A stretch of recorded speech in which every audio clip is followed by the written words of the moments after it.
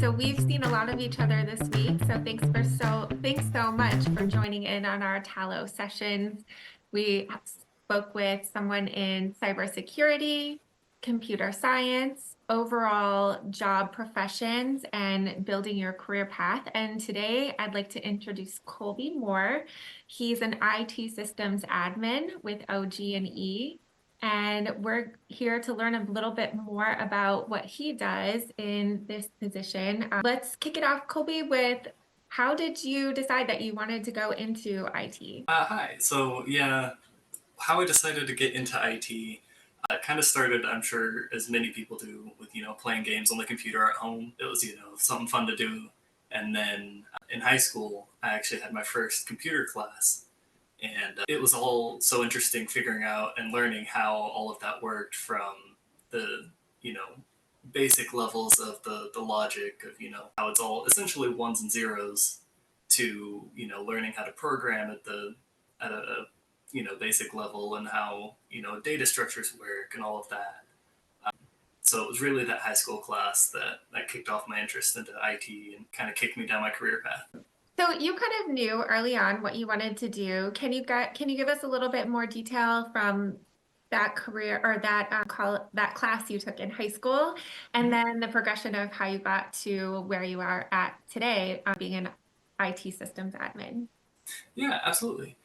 So, like I said, that high school class, it was my junior year that I took that.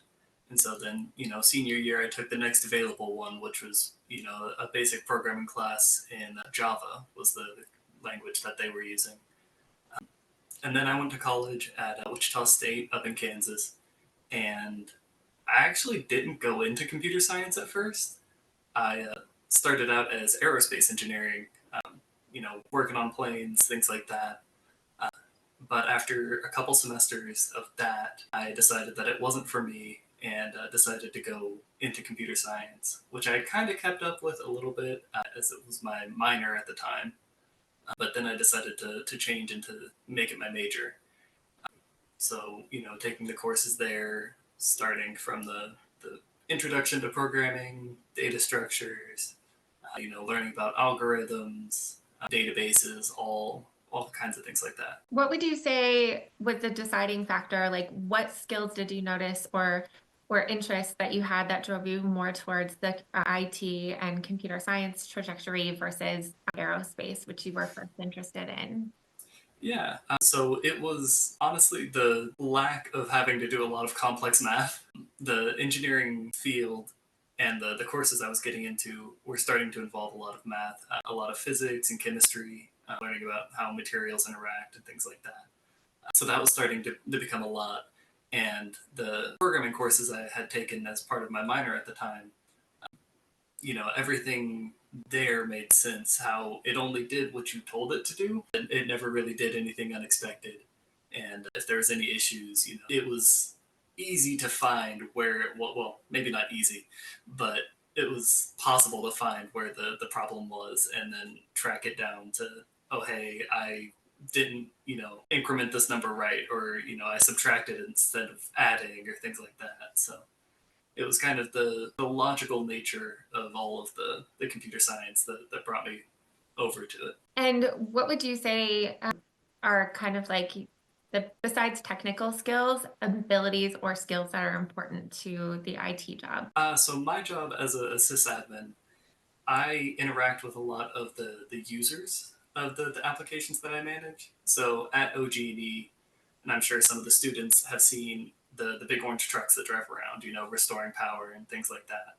So the linemen that drive those trucks use one of the apps I manage to keep track of all their tickets that they work.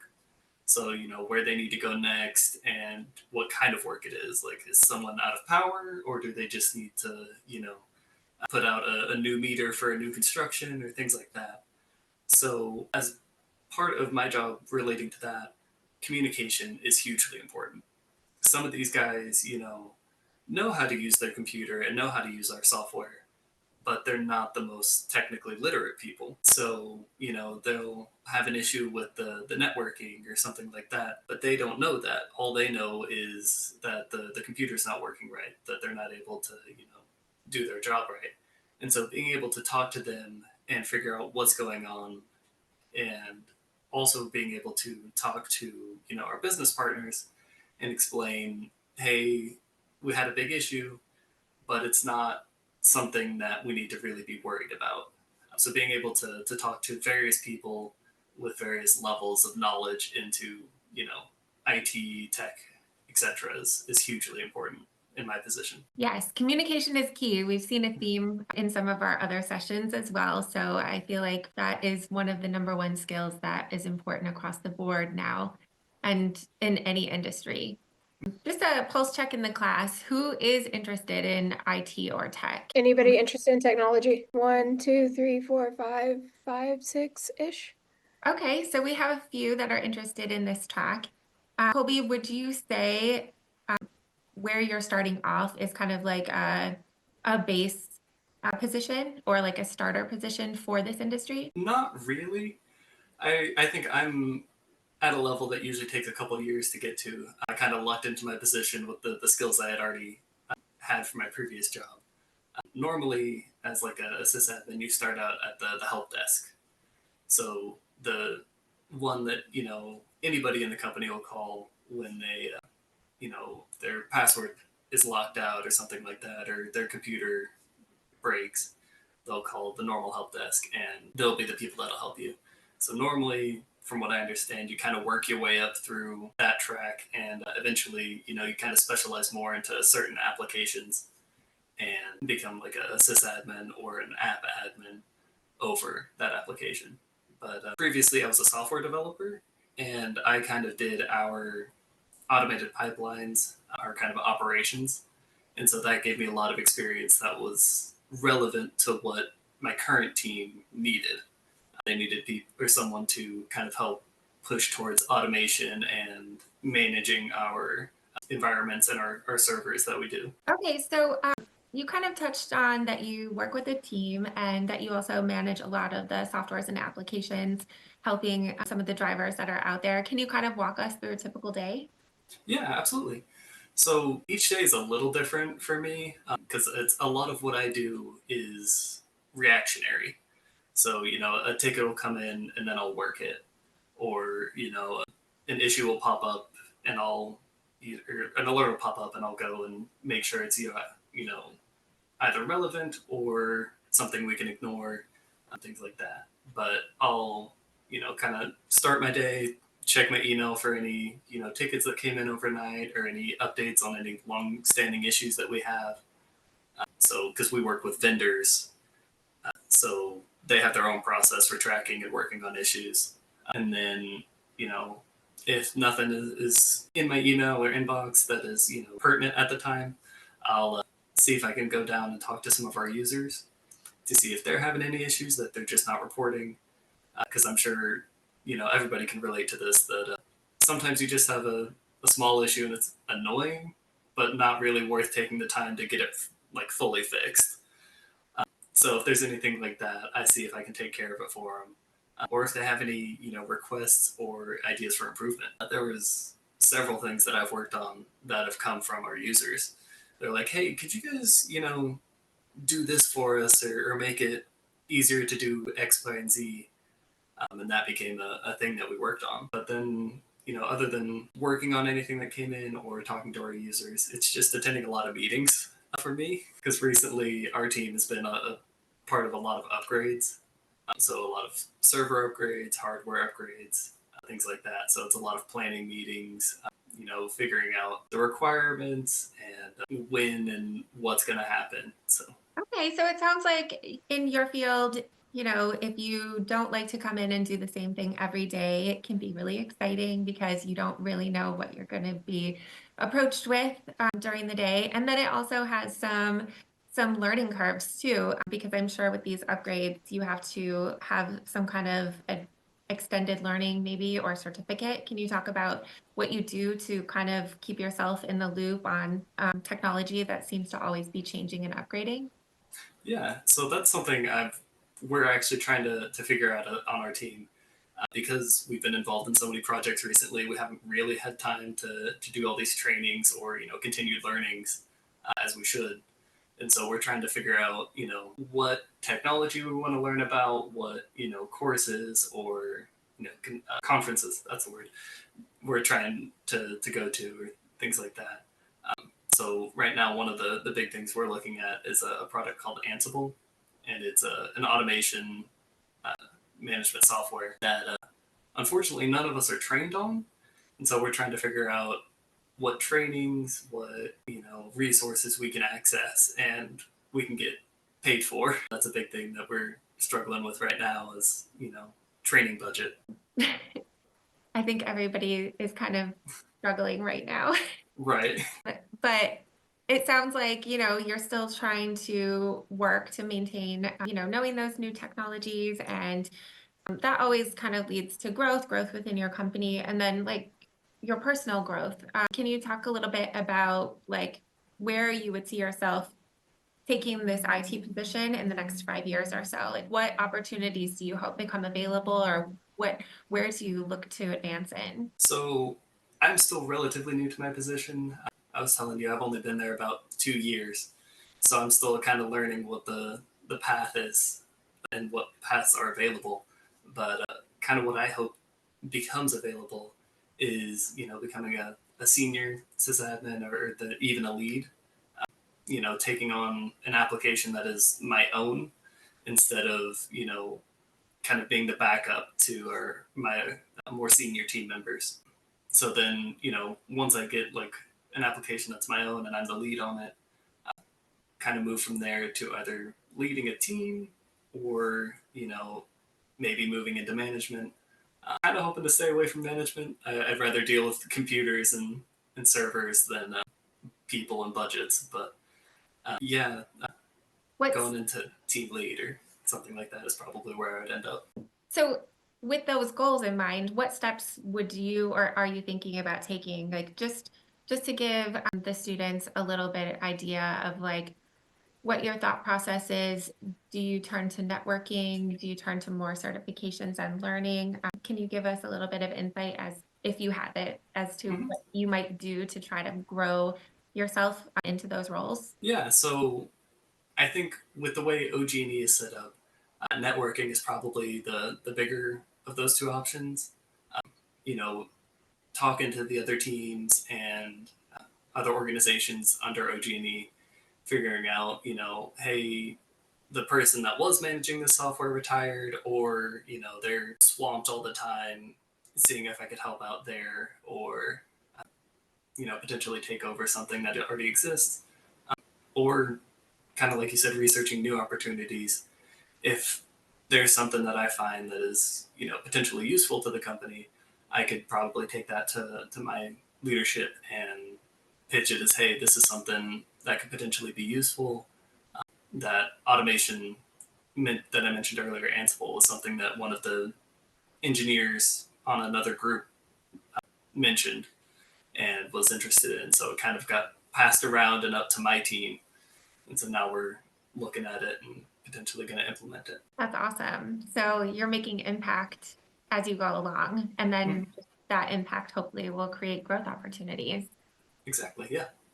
I have kind of a fun question. So, when I think of IT, a lot of the times you start thinking about cybersecurity. Cybersecurity is huge, keeping us all safe with all of the technologies we use nowadays. What would you say is the difference between your position and cybersecurity? So actually at OG&E, we have a whole cybersecurity group and a team, or several teams actually. But as part of my position, I work with them a lot, making sure we conform to their requirements, making sure that any servers or workstations that we work on have the monitoring and security software that they use. But I do a little bit of cybersecurity because one of our applications is on a completely separate network than the normal OG&E network is. So we are in charge of basically everything from the servers to the computers that the users use. And so keeping that secure and keeping it, away from the internet, away from any potential, you know, bad guys who are trying to get in and turn off power to people's houses or businesses is pretty important. So we're careful to work with our security team and make sure that we conform to their requirements. Make sure that the users and profiles we create have the correct permissions and don't have too much permission. So someone who gets frustrated at work one day can't go in and just shut off power to everybody because they had too much permission or things like that. So Yeah, that would be kind of scary. So you have to know a little bit about cybersecurity. How about the computer science end of it, like coding? Does that work at all into your position? So a little bit, yeah. Like I mentioned earlier, we get our software from vendors. So they're doing the majority of the coding on their end, and we just kind of, license it and install it. But there is a little bit of customization that we do, in terms of configuration, making sure that the data forms are met by our needs or meet our needs. And then another thing that I use some of my computer science degree for is any automation or scripting that we do. So a lot of the installations and patches are tedious because we have, you know, 50 servers and you have to do the same thing on each one. But if you can automate some of that out through, writing a script to copy a file over, make a backup and then run the installer instead of having to do three different things on each of those 50 servers, now only having to do one thing and make sure it, succeeds. But figuring out how to accomplish what I want with the restrictions that I have is something that is interesting and a challenge, but is more on the computer science side. And so a little bit of cybersecurity, a little bit of coding. You mentioned some systems that you work with. What systems do you mostly work with? And then are there any like systems that are AI based that are being incorporated? Because we hear a lot about AI now. Mm-hmm. So most of our systems that we work on are Windows based. All of the workstations, the computers that our users use are Windows, and a bunch of our servers are Windows, but we also have some Linux servers. So being familiar with Linux is a definite plus, but we're not really into any of the mobile side. I know some of the other teams at OG&E are on the mobile side, like they have iPads that they support and things like that. But I mainly do Windows and a little bit of Linux. And there was another part to your question that I've forgotten in Oh, my answer. no, that's okay. AI is really Right. huge right now. And, with ChatGPT and Claude and all of these different systems that are popping up to allow you to create images better, shop better, answer questions, write emails. I know I use a lot of AI at work now, just because it's making me more efficient. Does that cross over into a position like you? Because I think of someone in IT as building those systems, but do you actually use them as well? So my position doesn't directly use AI. A lot of what I deal with on a day-to-day basis is, too specific or too random for AI to really help too much.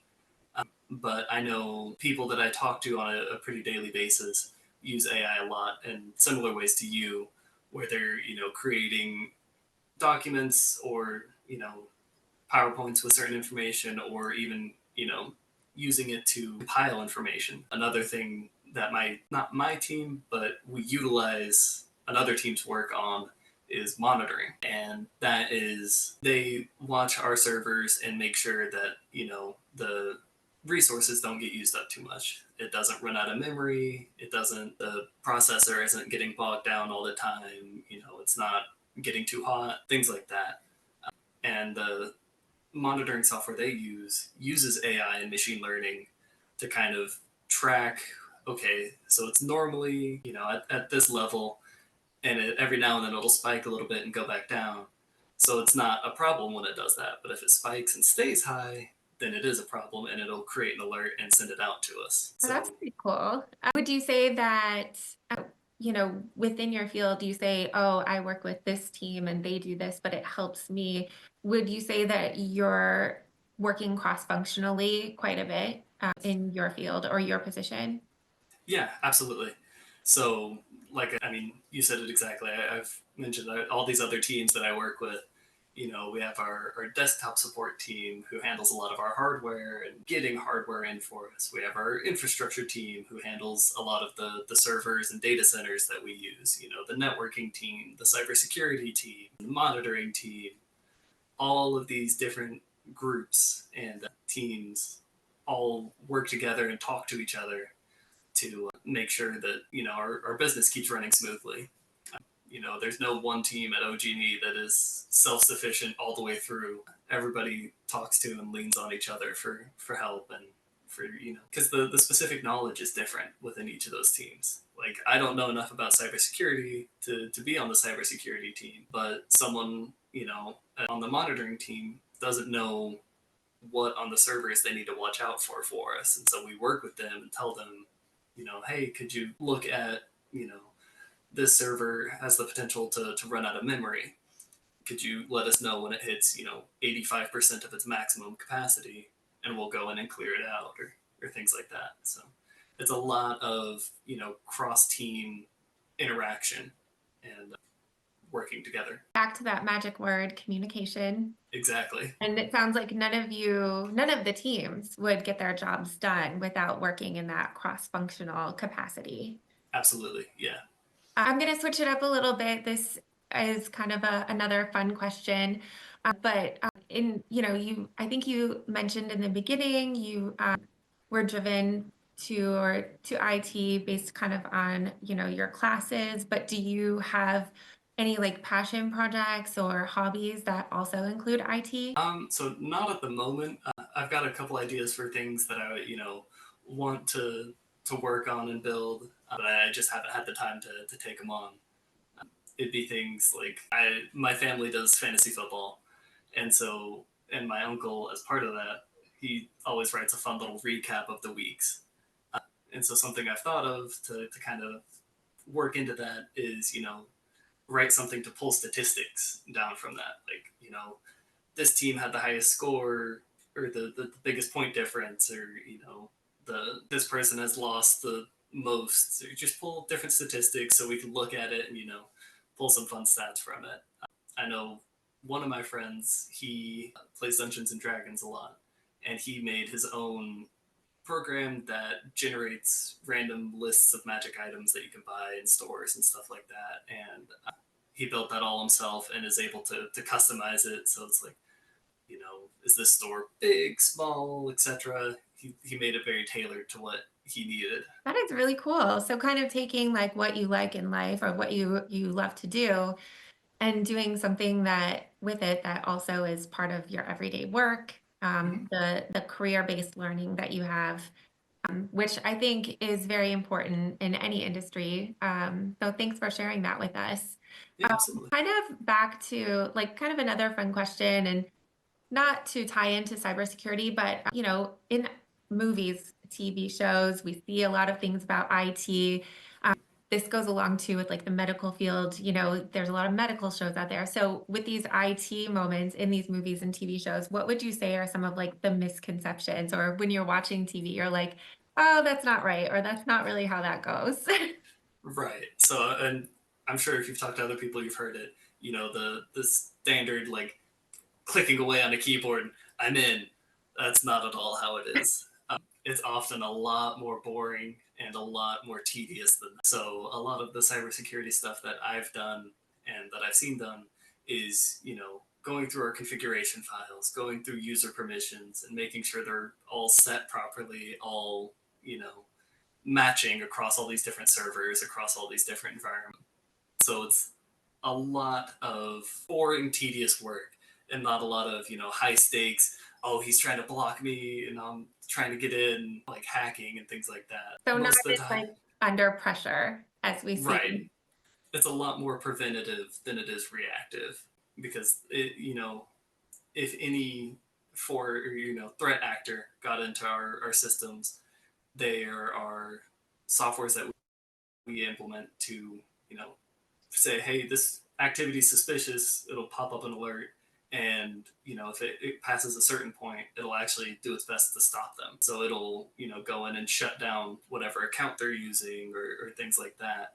and then rely on the cybersecurity team to analyze that alert that it popped up and see if it was actually suspicious, and then further steps can be taken, or if it was a false alarm and we're being too cautious, and then they'll just talk to the person and say, hey, maybe don't do what you're doing to trigger that alert, but they'll unlock their account and get them back going. Well, thanks for that inside scoop. And, I don't want to say it sounds boring, but it doesn't sound as intense as you see Right. it on TV.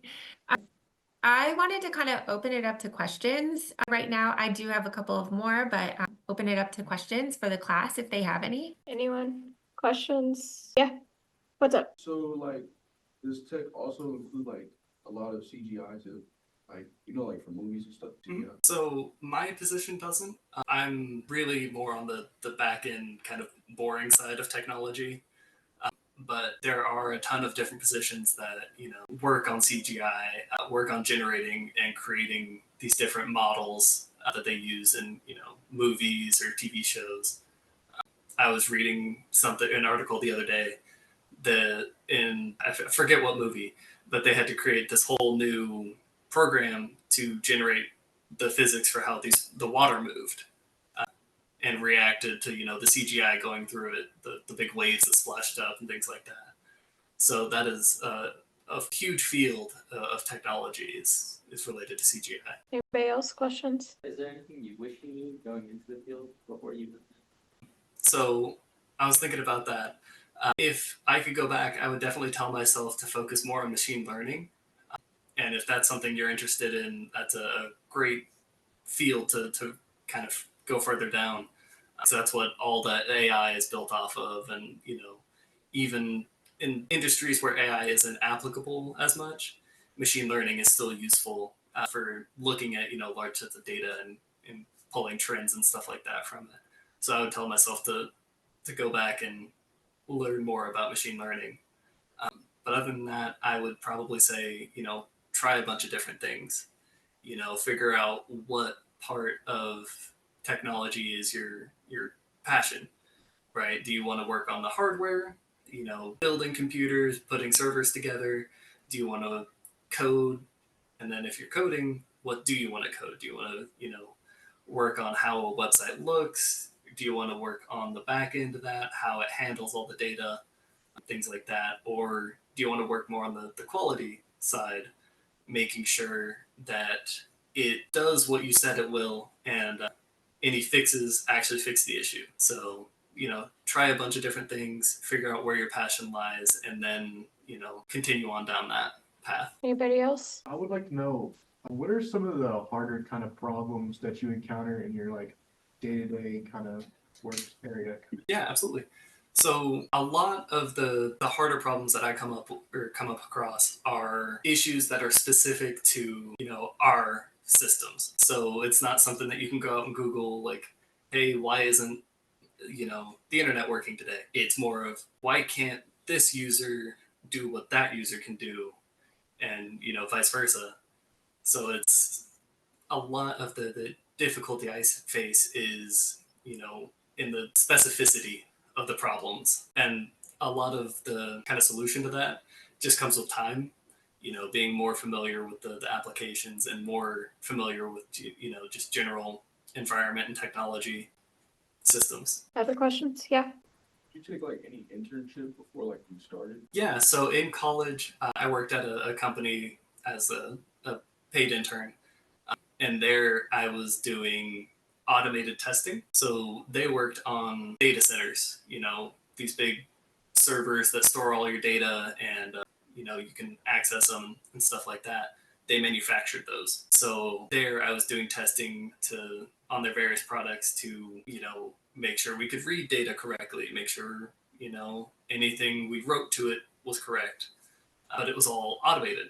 So it would run as a whole suite of tests. It would run one test, then another, etc. Anytime a change was made. Do you travel for your work a lot? So I haven't traveled personally. Some of my teammates have traveled up to our vendors' locations when we were doing the hardware upgrade that we worked on last year. They went up to the vendor and saw the hardware we had purchased running and actually on site, and then they shipped that to us. But as part of the whole process, they went up there and made sure that it met our needs and things like that. So that's one opportunity for travel in my position. Another is, attending different conferences as part of a continuing learning or things like that. I know a couple people I work with on a pretty regular basis, but aren't on my team, go to a conference each year that's in a different location with a bunch of other utility companies. So, other power companies, other gas companies, etc., to see what they're doing and working on. So my position doesn't involve the most travel, but there is a couple opportunities for it. Other questions? I have got a question for you, sorry. So you mentioned that you did this internship. Is there, would you recommend internships? What are some things that you learned from doing one? Absolutely, I would recommend an internship if you can. One, to kind of go back to what I said of, figuring out where your passion lies. Because a lot of the projects and things like that you work on in computer classes aren't always the most relevant or realistic to real world situations, right? So an internship is a great way to see kind of a real world application of your knowledge and things like that. As part of my internship, also they had a program where they kind of moved us around to different teams, and we did, a couple days of work with them, so we could kind of get more exposure that way. And that was something that was really helpful. To kind of piggyback off of that, what what would you say if someone wants to go into technology? Would you advise them that it would be best for them to really hone in on a certain niche or is it better to have broader knowledge so you have more opportunity? Yes to both. A lot of, broad knowledge is really helpful in a position like mine where, I'm working with these different teams and working on different issues that pop up in different situations. So, knowing how hardware works, knowing how a server works, knowing how a network, works, all of that is helpful and beneficial. Excuse me. But then, kind of like I mentioned when he asked about the problems that I face, specific knowledge is invaluable when it comes to, problem solving or, kind of innovation even. And plus, in my experience, more specific knowledge is more fun, right? Like you've kind of learned more about it because it's interesting to you. And so, kind of going down that path is something that is beneficial, one in just like career terms, but to making sure you don't burn out. And would you say, aside from Tallo, of course, we have our career navigator as a basis for them to initially learn about job hubs and careers. What are some resources that you use to kind of see what's out there, what technology, or even when you were in college, like what resources did you use? What newsletters did you listen or podcasts did you listen to kind of gain more knowledge on the industry or maybe advice as well? So, I mean, the standard, Indeed, LinkedIn, job posting sites, seeing, what's being posted or, if there's a specific company you're interested in. Like one of my friends knew she wanted to work for Disney starting in like middle school. And so she, learned as much about Disney through their website. And I'm not sure if she listened to any, podcasts or newsletters, but she did a Disney college program and then kind of continued through there. And she's now a controls engineer working at Disneyland. She's, currently working on the Guardians Tower drop ride, but, seeing what's out there, Indeed, LinkedIn, great. In college, Wichita State had a job board essentially that they would work with, local companies to say, hey, or reach out to them and say, hey, do you want, college students to work as an intern or, things like that. And so that was where I got my internship from was the school's specific job board. So leveraging those opportunities through your school is really important. How about networking opportunities when you were in college or even like kind of that high school to college transition? Was there anything that you did during that time that, you know, you were like, that landed you an opportunity or maybe put you in the right path towards another opportunity? Yeah, so I mean, as boring as it is, career fairs and interview fairs, going to those, seeing what was out there, um, you know, seeing these different opportunities, talking to these companies that are hiring was great, and it helped me, you know, see, okay, maybe I don't want to work in that field or things like that. But my previous job, I got through an interview fair. So it was, you know, you applied for it and then, you know, you did a couple interviews with a couple different teams and, you know, just continued through the process from there. So those are ways to kind of get your name out there and also kind of keep tracking down what exactly you're interested in. Thank you for sharing. That's great. I think that's excellent advice. You know, nowadays it's so easy to get caught up in Zoom and Teams calls and chat groups, but really going to things is important as well, and talking to employers and just showing your face or, um, you know, being persistent like your friend who got her job at Disney. Right. Yep. Any other questions from the class for today's session? One quick question. I noticed that when they sent your bio that you had switched industries early in your career. Can you talk a little bit about what made you decide to change? Yeah. So I have only really worked in computer science. I think part of, or maybe part of what you're thinking of is I switched majors. Yeah, Um, okay. yeah, but like I said, the major shift was because the classes were getting a little too difficult for my taste, and the other classes I was taking were more fun. But you know, at my previous job, like I mentioned, I was a software developer, and now I'm a systems administrator where I don't do a lot of, you know, coding on a daily basis. So that was a pretty big jump and a pretty big change. Part of that was, you know, I knew OG&E was a good company because my dad actually works here. He's worked as a couple different positions for 13 years. And so I knew OG&E was a great company that I, you know, would be happy to work for. And then another change or another reason that I switched kind of in computer science was a lot of the requirements my team was getting at my previous job were frustrating and vague, and it just I wasn't having a good time at work. You know, I wasn't enjoying my time there, and so, you know, I was starting to look for something different. Even though I loved the people I worked with on a daily basis, you know, the people outside of my team weren't always most pleasant to deal with, I'll say. The way a lot of people are, you know, playing games on a computer or, you know, a console. And I was like, hey, this is interesting, but I don't know anywhere or know anything about it or really know where to start learning about it. But then in high school, I had a computer class, and that is where I was first introduced to kind of the basic workings of computers and things like that, and got an introduction to, you know, coding and the possibilities that, you know, computers as a career and a path could provide.